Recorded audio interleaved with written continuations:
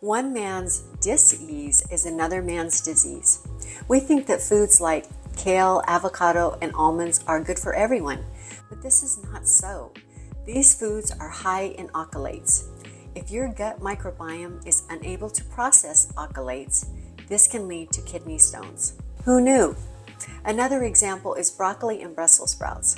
Avoid this if you have high sulfate production in your gut, which causes inflammation. And we all know what inflammation does. It causes chronic disease. Okay, another example is, let's take avocados. They contain high levels of potassium.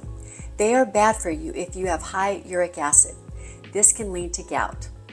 In this case, you should be taking vitamin B3 and niacin. Another example is NAD. This supplement is all the rage right now.